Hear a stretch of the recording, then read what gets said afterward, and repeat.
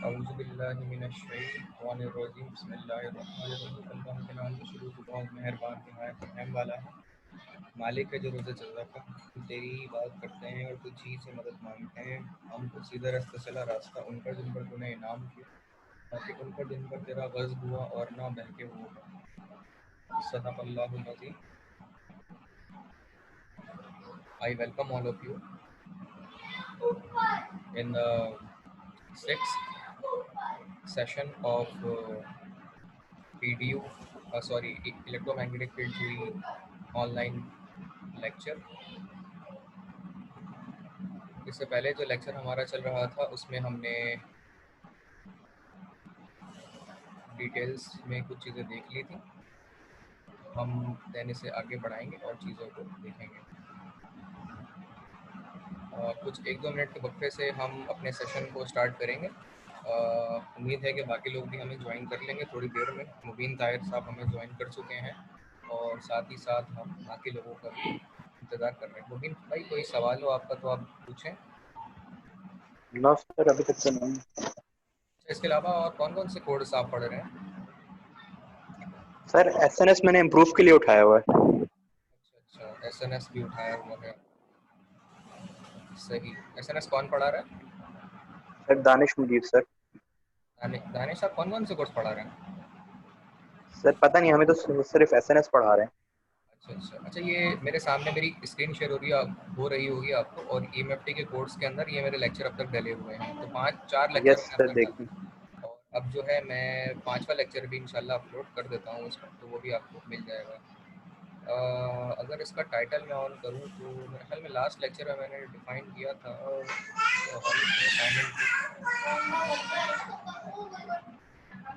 Sir ये confirm है sir, paper university में होंगे? जी जी, मैं कोशिश कर रहा हूँ कि पेपर बहुत ज़्यादा कोई मुश्किल ना करूँ और लीनिएंट उसकी मार्किंग रखें, ताकि आप लोगों को भी दुश्वारी ना हो उसके हवाले से, क्योंकि पढ़ना ऑनलाइन पेपर पे देना तो ज़रा वो दुश्वार होता है ना। Yes sir. तो मैं कोशिश करूँगा कि आप लोगों को सर भी। आप टेस्ट हो रहे हैं ना? क्या मतलब? आज सर कोरोना के सर टेस्ट हो रहे हैं ना हॉस्टल में? हॉस्टल में हो रहे हैं? यस। तो यस सर। आप तो अपने गांव में होंगे ना? सर मैं तो अपने घर हूँ सर, सक्खर में हूँ मैं, लेकिन सर दोस्त फार्मेसी वाले गए हैं ना, उनके हो रहे हैं। जी जी, फार्मेसी कल से खुलेगी, वो तो वो लोग आ गए होंगे। यस सर, उनके हो रहे हैं। अच्छा, तो फ्री में कर रहे हैं या पैसे ले रहे हैं उसके? सर पता नहीं सर, उन्होंने बस बोला था यार टेस्ट हो रहे हैं आज से। अच्छा मैंने कहा अच्छा, अच्छा। ये तो आप लोग भी शायद हॉस्टल में रहेंगे ना? यस सर, अभी तो सर नहीं, जब यूनिवर्सिटी ओपन होगी तब जाएंगे सर। जी जी, हॉस्टल मतलब में ही रहेंगे। वो कोई इतना ज़्यादा लंबा टाइम थोड़ी है। मेरे ख्याल में 1 आध हफ्ते बाद बुला लेंगे आपको। जी सर। 1 आध हफ्ते में बुला लेंगे। शायद सर बुला लें सर। जी, यही मैं भी कह रहा था। तो अच्छा, मैं अपलोडिंग की तरफ जा रहा हूँ। ये जस्ट अपलोड पे लगा देता हूँ। ये मेरा लेक्चर 5 भी चला गया है और इसके बाद हम अपना शुरू कर देते हैं सेशन आज का। तो हमारे एक और भाई थे जो कि हमें ज्वाइन करने वाले थे, लेकिन अब तक आए नहीं, तो हम सेशन कंटिन्यू करते हैं। 12 लेक्चर 5 अपलोड हो रहा है और हाइपर फिजिक्स के ऊपर हम आते हैं आगे, क्योंकि हम पढ़ रहे थे एम्पेयर सर्किट ब्लॉक की तरफ। तो कुछ चीज़ अगर डिफिकल्ट लगे तो बीच में मुझे इंटरप्ट करके पूछ लीजिएगा, वरना हम सेशन को कंटिन्यू करते हैं अभी।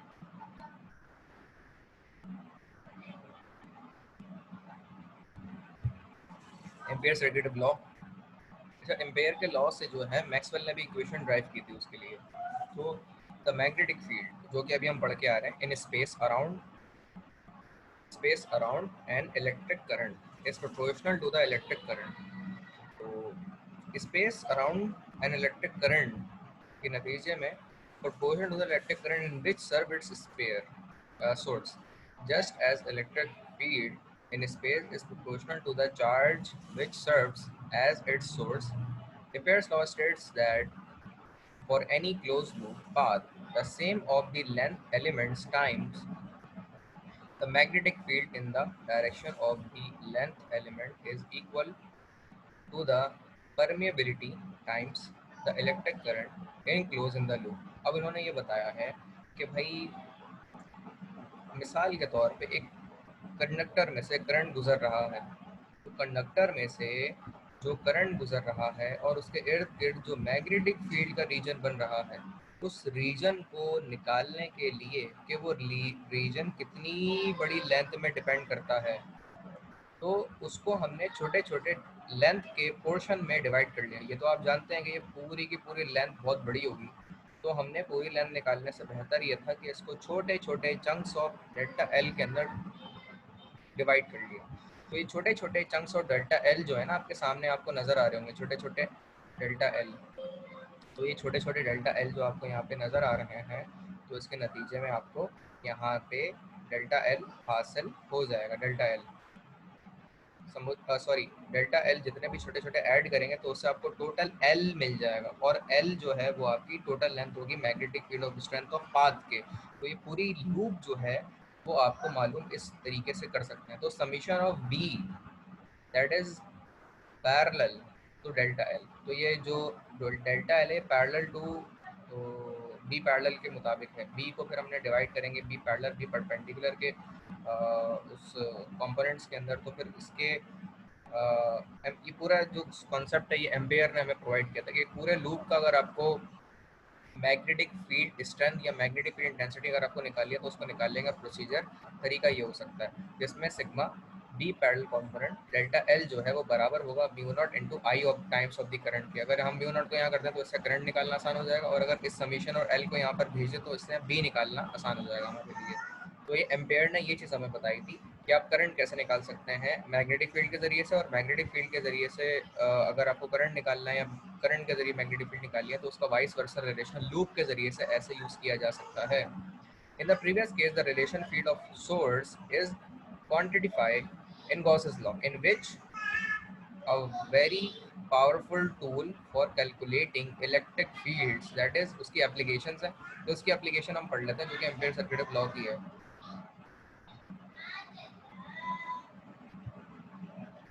दो मेजर एप्लीकेशन है एम्पेयर सर्किट लॉ की, जो कि एक है टॉरॉइड सॉरी सोलिनॉइड। सोलिनॉइड क्या होता है? पूरा ये कंडक्टर बना जिसके ऊपर ये वायर को वाउंड किया जाता है, तो इसके इर्द गिर्द मैग्नेटिक फील्ड बनती है। कॉन्सेप्ट जो है आपका मैग्नेटिक फील्ड इनसाइड जो है, जो कि सोलिनॉइड का कॉन्सेप्ट कहलाता है ये। और एक कॉन्सेप्ट होता है पूरा एक सिलेंडर लेते हैं और उसके ऊपर वायर को बाउंड करते हैं एक फेरेट कोर के सब्सटेंस पे। ये करने के बाद करंट यहाँ से हम हासिल कर लेते हैं, तो ये मैग्नेटिक फील्ड इनसाइड टॉरॉइड कहलाता है। तो ये कॉन्सेप्ट है जो टॉरॉइड और सोलिनॉइड का एम्पेयर सर्किट लॉ की एप्लीकेशन में इस्तेमाल होता है। ठीक है जनाब, एम्पेयर सर्किट लॉ की एप्लीकेशन में ये इस्तेमाल होता है। तो एम्पेयर सर्किट लॉ की एप्लीकेशन और कॉन्सेप्ट ये था जो हमने इसमें डिस्कस किया है। फर्दर मोर अगले हम कॉन्सेप्ट के ऊपर आते हैं जो कि बायोट सावर्ट लॉ का है। बायोट सावर्ट लॉ ये भी मैग्नेटिक फील्ड का कॉन्सेप्ट है, मैग्नेटिक फील्ड का, जो कि बड़ा एक कॉम्प्लिकेटेड और इंटरेस्टिंग लेवल का कॉन्सेप्ट है। बायोट सावर्ट लॉ का कॉन्सेप्ट जो कि इस्तेमाल होता है एप्लीकेशंस तक। तो बायोट सावर्ट लॉ का जो कॉन्सेप्ट है स्टेटमेंट के साथ अभी हम इसे कंटिन्यू करते हैं और इसको देखते हैं। तो उज़ैर भाई भी हमें शामिल कर चुके हैं, हम इनके साथ ही सेशन को कंटिन्यू करते हैं। The Biot Savart law relates magnetic field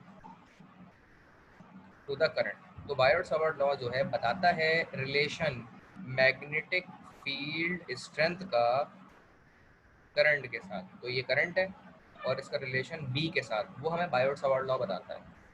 magnetic field to the current which are their sources in a similar manner. जैसे कूलम्ब ने बताया था इलेक्ट्रिक फील्ड के रिलेशन में, कूलम्ब ने इलेक्ट्रिक फील्ड का रिलेशन क्या बताया था आपको याद होगा, E is equal to f upon q. ये भी हमने पढ़ा भी था आज पहले सेशन में अपने, और आज जो सेकंड सेशन हमारा हो रहा है इसमें भी हम ये रिलेशन लेकिन मैग्नेटिक फील्ड में पढ़ रहे हैं, मैग्नेटिक फील्ड का करंट के साथ रिलेशन। और इससे पहले हमने अपने फर्स्ट और सेकेंड लेक्चर में डिस्कस किया था कूलम्ब लॉ का रिलेशन इलेक्ट्रिक फील्ड के साथ। कंटिन्यू करते हैं। Two point charge which are their sources, finding the magnetic field resulting from a current distribution involves the vector product and is inherently a calculus problem when अच्छा ये calculus problem है। Calculus के मुताबिक देखें तो उसमें डिफरेंशियल आ रहा है, डिफरेंशियल से वहाँ भेजते हैं तो वो इंटीग्रल बन जाता है। सबसे ज़बरदस्त चीज़ इसकी ये है। तो calculus problem when the distance from the current to the field point is continuously changing. तो फील्ड पॉइंट जो है वो कंटिन्यूसली चेंज हो रही होती है। जैसे आप यहाँ देखें तो ये कंडक्टर है, अब कंडक्टर की मैग्नेटिक फील्ड ऐसे जा रही होगी, ऐसे जा रही होगी, ऐसे जा रही होगी, फिर जाके मुड़ जाएगा कंडक्टर तो यहाँ जा रही होगी, यहाँ जा रही होगी, फिर वापस अपने ट्रैक पे आएगा तो यहाँ जाते जाते जाते जाते वो यहाँ आ जाएगी। तो इस तरीके से करते हुए कंडक्टर की मैग्नेटिक फील्ड के रास्ते थोड़े तब्दील हो रहे होंगे और उसमें आके ज्वाइन कर जाएंगे। तो ये कॉन्सेप्ट है जो हमें कूलम्ब लॉ ने बताया था कि चेंजिंग मैग्नेटिक फील्ड का जो कॉन्सेप्ट है वो आपका करंट से रिलेशन किस तरह होता है, और ये कैलकुलस की प्रॉब्लम के अंदर रिलेट करता है। तो ये पूरी एक डेरिवेशन है जिसको ड्राइव फॉर्म में यहाँ पे बयान की गई है। इसकी डेरिवेशन मैं कोशिश तो चाह रहा था कराऊँ आप लोगों को, लेकिन अभी क्योंकि समर चल रहा है तो वो बहुत ज़्यादा इन डेप्थ हो जाएगा। लेकिन इंशाल्लाह जब हम आपसे मिलेंगे फेस टू फेस तो वहाँ पे मैं इसकी डेरिवेशन आप लोगों को ज़रूर कराऊँगा। तो फिलहाल हम इसके फॉर्मूले को डिस्कस कर लेते हैं, जो कि डी टाइम्स ऑफ वी है, यानी differential magnetic flux density equal to mu naught, इसे परमिएबिलिटी ऑफ फ्री स्पेस कहते हैं, into I of the current into dl differential length होती है, इनटू ये आपका एक वेक्टर है जो डायरेक्शन बताता है, 1 इंटू आर होता है, हम इसको ए आर लिखते हैं अलग से, और divided by 4 pi r square, ये इसका सरकमफेरेंस देख रहे हैं, मतलब क्योंकि मैग्नेटिक फील्ड तो सर्कल में घूमती है, तो सर्कल का जो सरकमफेरेंस होता है वो 2 पाई आर होता है, तो ये 4 पाई आर स्क्वायर लिखा हुआ है, तो एक 2 इनमें से पहले का है, ठीक है, तो वो 2 2 4 हो गया है, तो सरकमफेरेंस क्योंकि सर्कल का है तो वो उस तरह से लिखा जाता है। बाकी इसमें डिफाइन किया कि इंक्रीमेंटल होती है, वैसे ही है infinitesimal length of the conductor carrying electric current I, और ये आपका यूनिट वेक्टर होता है जो आपकी डायरेक्शन बताता है। पास बुक्स में इसको ए आर लिखा जाता है, यहाँ पे इसको 1 आर लिखा जा रहा है। अच्छा, 1 क्यों कहते हैं, क्योंकि यूनिट वेक्टर का जो मैग्नीट्यूड होता है, पोजीशन वेक्टर यूनिट वेक्टर का, वो हमेशा 1 होता है, इसीलिए इसको 1 आर लिखा गया है। तो ये इसकी लॉजिक है। Magnetic field contribution of current element के अंदर ये कॉन्सेप्ट किस तरीके से, करंट एलिमेंट के अंदर हम ये कॉन्सेप्ट डिस्कस करते हैं। अब कोई डिफिकल्टी किसी को हो तो kindly feel free to ask to enter and ask a question with me. So I will be really glad if anyone asks a question related to the topic. Each investment current element makes a contribution to the magnetic field at point P, which is perpendicular to the current element and perpendicular to the radius vector from a current element to the field point P. अच्छा, हम एक particular point लेते हैं जहाँ से reference बनाकर इसको घुमाकर पूरा कॉन्सेप्ट समझेंगे। एक डेल्टा एल है जो कि डिफरेंशियल लेंथ है, एक आई ऑफ द करंट है जो कि यहाँ से जा रहा है, एक 1 आर है। 1 आर जो होता है वो आपका क्या बताया था मैंने, पोजीशन वेक्टर बताता है ये इसकी। आर जो है वो रेडियस है इसका, इस रेफरेंस से पी का आर फॉर रेडियस, और इस पूरे कॉन्सेप्ट को जो हम लेंगे वो differential, d for differential magnetic flux density है। तो dB is the magnetic field contribution at T from the current element, जिसे आईडीएल कहते हैं। वो करंट जो कि लेंथ ऑफ डिफरेंशियल लेंथ के साथ फ्लो होगा, उसकी कॉन्सेप्ट को आईडीएल कहा जाता है। आई अलग डी अलग है, और dB जो है वो आपकी डिफरेंशियल मैग्नेटिक फ्लक्स डेंसिटी है। तो ये पूरा कॉन्सेप्ट है जो कि एलिमेंटल लेंथ के साथ बताया गया है। एलिमेंटल लेंथ मीन्स कंडक्टर की लेंथ के साथ। अगर ये स्ट्रेट हो तो कॉन्सेप्ट क्या है, और अगर ये कर्व हो तो कॉन्सेप्ट क्या है, ये एक डिफरेंट पार्ट है जो हमने यहाँ पे डिस्कस किया है। इसी के साथ ही साथ हम आगे चलते हैं। फिर इसमें राइट हैंड रूल तकरीबन बहुत बारीक बच्चों जैसी चीज़ है, तो मैंने सोचा बताना जरूरी नहीं है। राइट हैंड रूल बहरहाल ये होता है कि राइट हैंड रूल सीधे हाथ कानून कहलाता है, और वो ये बताता है हमें कि अगर एक कंडक्टर से करंट गुजर रहा हो तो थंब की डायरेक्शन है वो करंट की डायरेक्शन होगी, और जो फिंगर्स की डायरेक्शन फ्लो की है वो उसके मैग्नेटिक फील्ड के फ्लो की डायरेक्शन होगी। अगर करंट रिवर्स में जा रहा हो यानी ऊपर से नीचे, तो आपका अंगूठा नीचे आ जाएगा और मैग्नेटिक फील्ड की डायरेक्शन जो है वो आपकी क्लॉकवाइज बन जाएगी। तो ये कॉन्सेप्ट है। और अगर आपका करंट नीचे से ऊपर की जाने जा रहा हो तो आपकी मैग्नेटिक फील्ड की डायरेक्शन एंटी क्लॉकवाइज बन जाएगी। इस तरीके से आप इसको क्लॉक और एंटी क्लॉकवाइज कॉन्सेप्ट में ले सकते हैं, जो कि राइट हैंड रूल सीधे हाथ कानून बताता है। और यही चीज़ आपको अगर कभी नट बोल्ट खोलने हो तो अक्सर वो बेशतर जैसे अपना जो पानी का पंप होता है, डंकी पंप जिसे कहते हैं, उसके वाल चेंज करने होते हैं ना बाज़ बात, तो आप उसके 4 नट पहले बीच के खोलते हैं, फिर वो अपना ग्रैंड डोरी का नट है, गिलास का नट है, और बहुत सारे उसके बातें चीज़ें हैं उसमें। तो ये जो सारे कॉन्सेप्ट हैं ये आपको पता होगा कि जब नट, क्योंकि उसका बहुत बड़ा नट होता है ना, तकरीबन शायद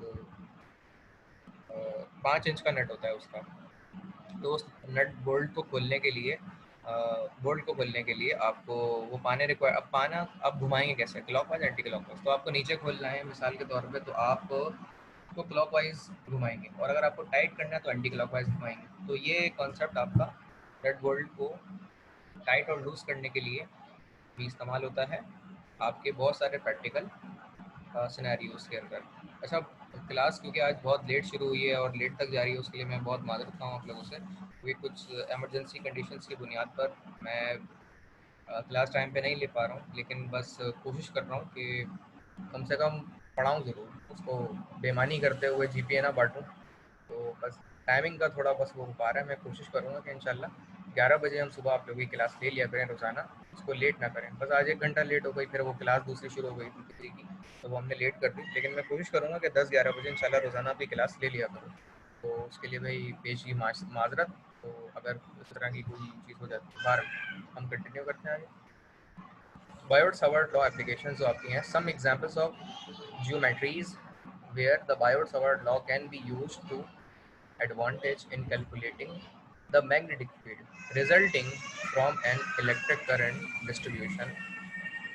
तो इलेक्ट्रिक करंट डिस्ट्रीब्यूशन में ये चीज़ कॉन्सेप्ट आती है जो कि सेंटर ऑफ करंट लूप कहलाती है। करंट अगर इस डायरेक्शन में है तो मैग्नेटिक फील्ड डायरेक्शन इस जाने होगी, और अगर इसको आगे के सिनारियो तक लेके एक्सिस ऑफ करंट लूप में, तो ये एक ट्रायंगल की बेस में आगे भी जा रही है। ये बायोट सावर्ट लॉ की एप्लीकेशन है जो कि रिलेशन बताती है मैग्नेटिक फ्लक्स डेंसिटी बी का करंट के साथ, इलेक्ट्रिक करंट के साथ। तो ये बायोट सावर्ट लॉ ने एक रिलेशन दिया था जो करंट और मैग्नेटिक फ्लक्स डेंसिटी का था, और इसके ज़रिए से हमें ये चीज़ हासिल होती है कि किस तरीके से हम एक रिलेशन या फाइंडिंग्स हासिल कर सकते हैं। अगर आपको मैग्नेटिक फील्ड पता हो तो करंट कैसे निकाल सकते हैं, करंट पता हो तो मैग्नेटिक फील्ड कैसे निकाल सकते हैं। तो इन सब रिलेशंस के लिए हम एक दूसरे में इसे इस्तेमाल करते हैं।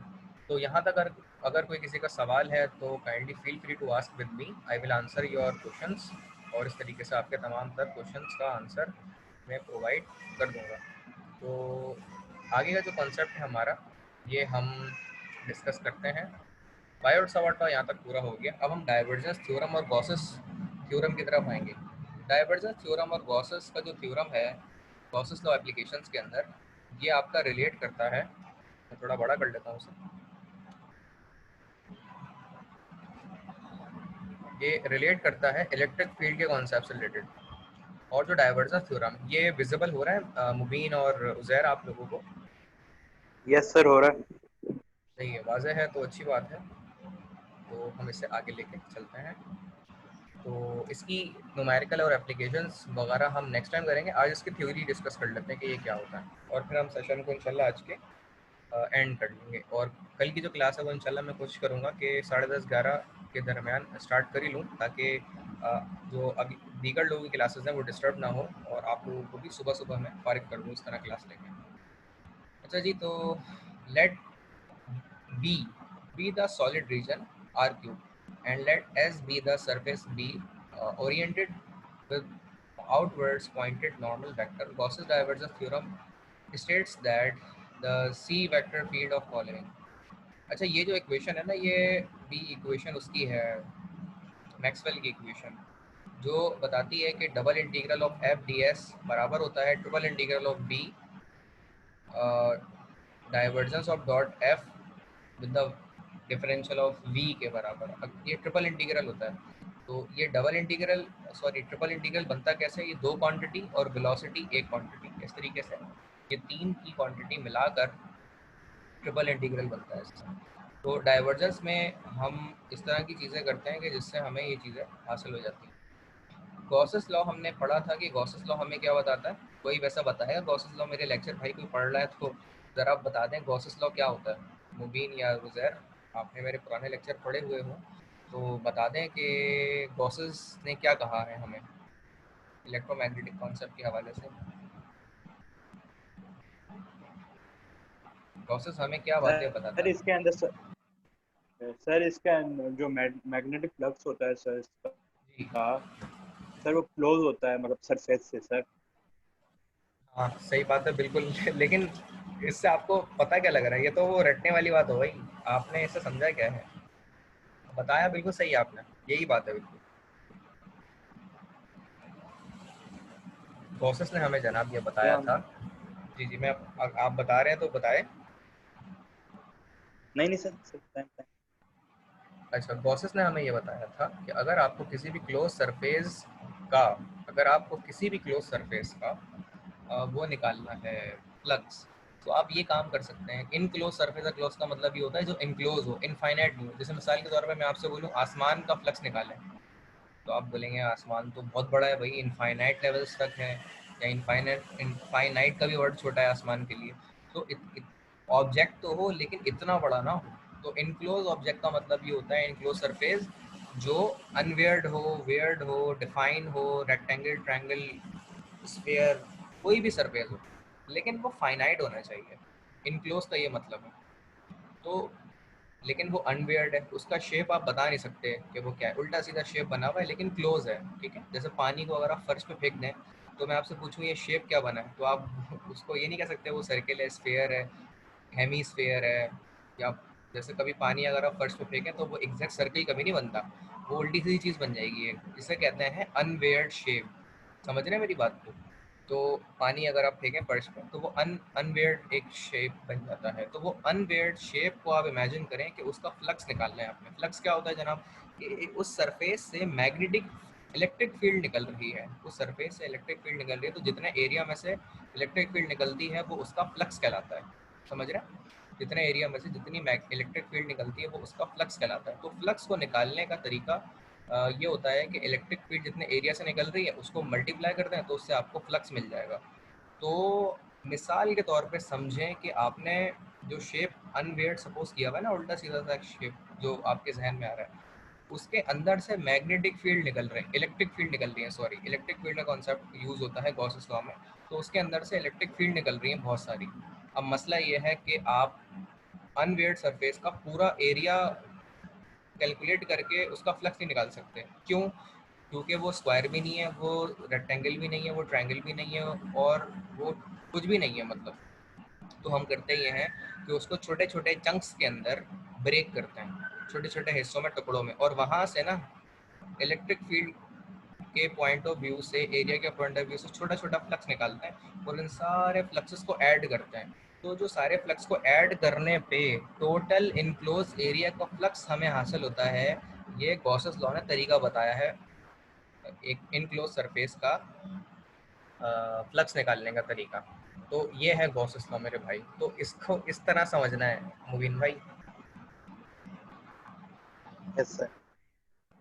तो याद रखें, किसी भी चीज़ को सिर्फ रट लेना ही काफ़ी नहीं है। मैं ये नहीं कह रहा आप रट्टे लगा रहे हैं, आपने वो याद किया हुआ डेफिनेशन पास होने के हवाले से, वो चीज़ आप बिल्कुल सही कर रहे हैं। एक मिनट ज़रा।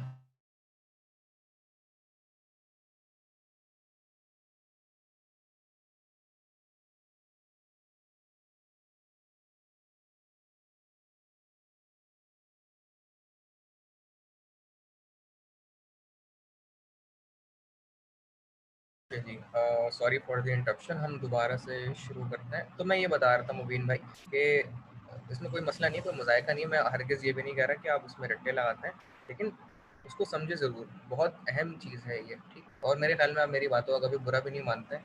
बिल्कुल हमारा एक अच्छा ना सर ताल्लुक है, ज़बरदस्त।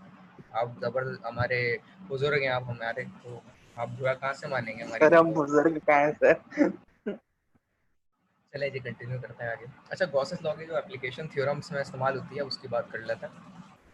कहाँ कहाँ इस्तेमाल होता है जी? The aerodynamics continuity equations. जो एरोडायनेमिक्स की कंटिन्यूटी इक्वेशंस होती है, एरोडायनेमिक्स क्या चीज़ होती है? जिस तरह हवा के अंदर जब जहाज़ को उसमें उड़ाया जाता है, तो पायलट्स जो होते हैं या जो जितने भी वो एयरक्राफ्ट डिज़ाइनिंग वाले होते हैं, तो उनकी ट्रेनिंग करवाई जाती है। तो वो सिमुलेटेड होते हैं उनके, कि उनको एक एनवायरनमेंट ऐसा दिया जाता है कि वो जहाज़ में बैठे हुए हैं और ऊपर नीचे हो रहा है, एमरजेंसी कंडीशंस हैं, हवा का दबाव क्या है, हवा का दबाव इस वक्त क्या है, नीचे हवा का दबाव क्या है, ऊपर हवा का दबाव क्या है, कोई तूफान आ गया तो उस वक्त हवा का दबाव क्या है। तो वो पूरी स्टडी हवा के कॉन्सेप्ट और ठीक सर है। जी जी, बोले। मैंने कहा सर आवाज नहीं आ रही सर, आवाज चली गई थी आपकी। अब ठीक है, आवाज़ आ रही है मेरी? Yes sir. अच्छा, बीच में ना इंटरनेट भी कभी डिस्कनेक्ट हो जाता है, तो आप मुझे बता दिया करें, मैं अपने दोबारा से जुमले रिपीट कर दूँ। मैं ये बता रहा था कि जिस तरह पायलट्स होते हैं, उनको जब जहाज़ में बिठाया जाता है तो उनके लिए सिमुलेटर्स के अंदर उनकी ट्रेनिंग होती है। जैसे ना एक जगह पे बिठा दिया, एक हॉल्ट में, और पूरा एनवायरनमेंट जहाज़ का बना हुआ है, लेकिन वो जहाज़ नहीं होता। तो उनमें हवा किस तरह लगती है, और उनको गाइडलाइन प्रोवाइड की जाती है कि हवा का प्रेशर आसमान की इतनी ऊंचाई पे इतना है, आसमान की और ऊंचाई पे 10,000 फीट की ऊंचाई पे इतना है, और तूफान में प्रेशर हवा का इतना है, और जब आप लैंड कर रहे हैं तो उस वक्त एनवायरनमेंट क्या है। तो इस पूरी स्टडी को एरोडायनामिक्स कहा जाता है। एयर से एरोडायनामिक्स आपका रिप्रेजेंट हुआ है। इनमें जो मैथमेटिकल मॉडलिंग होती है, डिफरेंशियल इक्वेशन की मॉडलिंग होती है, इसके अलावा साथ ही साथ इसमें जो स्टडी होती है वो आपकी डिफरेंशियल इक्वेशन हो गई। बर्नौली की इक्वेशन इसमें बहुत इंपॉर्टेंट होती है, जो आपने डिफरेंशियल इक्वेशन में पढ़ी होगी। तो ये सारे कॉन्सेप्ट एरोडायनेमिक्स में स्टूडेंट को पढ़ाया जाता है। नंबर 1 पे आते हैं जनाब, कि the surface integral of mass flux around the control volume without source और sinks is equal to the rate of mass storage. If the flow of a particular point is incompressible, then net velocity flux around the control volume must be zero. तो इसमें यही concept, और इसमें वो बताई जा रही है कंडीशंस के ये हो जाए तो फिर ऐसा होगा, नेट वॉल्यूम हो, और ये सब चीज़ें, ये चीज़ रिलेटेड टू एरोडायनामिक्स है उसी कंडीशंस में। As net velocity flux at the point requires taking the limit of an integral, one instant merely calculates the divergence. If the divergence at that point is zero, अगर divergence निकाला जाता है और वो zero हो जाता है। अच्छा, डाइवर्जेंस कैसे होती है? डाइवर्जेंस आपकी किसी पॉइंट पे कन्वर्ज करने के उस अमल को, तरीके को डाइवर्जेंस करना कहते हैं। Then it is incompressible if positive fluid is expanding and vice versa. जैसे मिसाल के तौर पर बहुत सारी फोर्सेस, कुव्वतें मिलके किसी एक पॉइंट के ऊपर मुश्तमिल हो रही हों, तो इसे डाइवर्जेंस कहा जाता है। इसकी मैं एग्जांपल एक छोटे से कॉन्सेप्ट से आपको देना चाहूँगा डाइवर्जेंस की, जिसमें तस्वीर से आपको बड़ा बेहतरीन समझ आ जाएगा। और डाइवर्जेंस का कॉन्सेप्ट,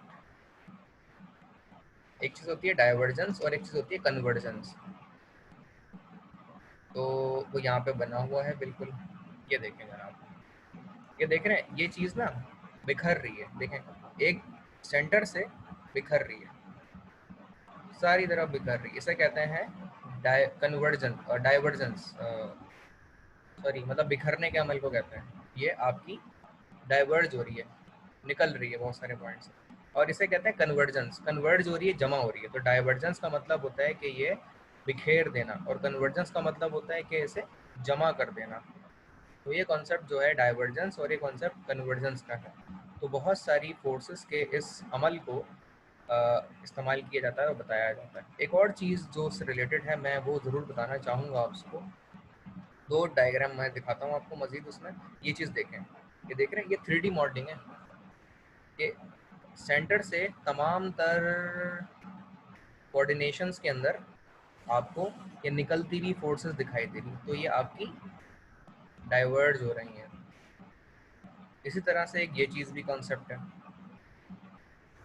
ये कन्वर्ज होके जमा हो रही है, सर्कुलर कन्वर्जेंस है ये।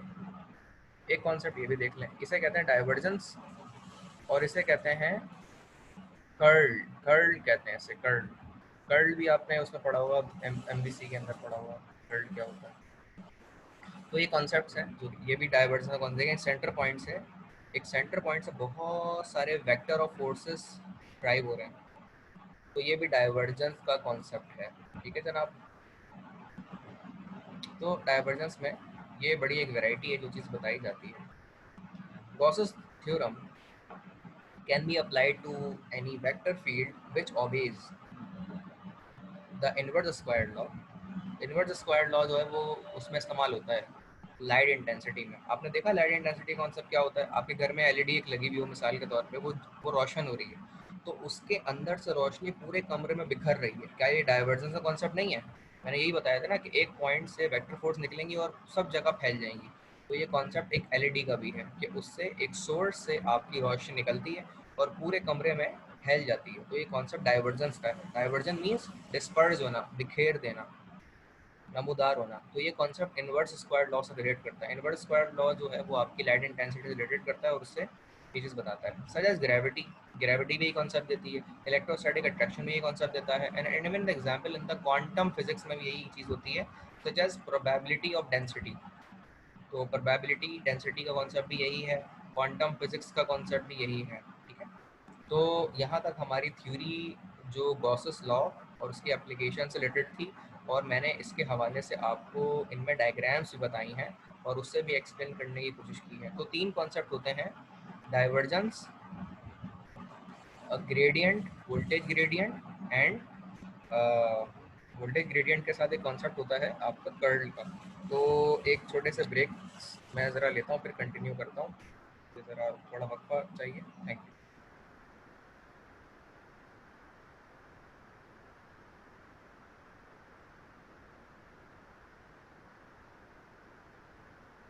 हेलो सर, आवाज नहीं आ रही।